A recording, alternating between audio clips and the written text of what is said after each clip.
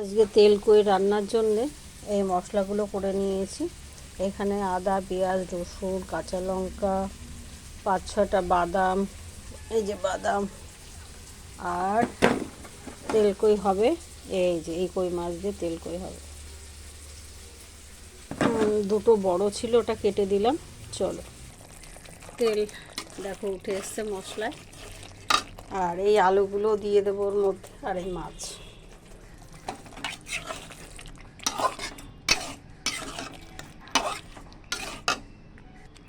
এবারে এই আলুগুলো দিয়ে দেবো। এরা আলু খেতে ভালোবাসে, তো আলুগুলো এই যে সব মেখে গেছে।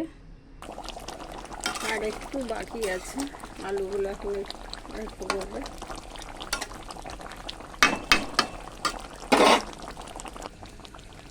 রেডি হয়ে গেছে আমার তেল কই, একদম কমপ্লিট। দেখেছো কি সুন্দর কালার এসছে। চলো।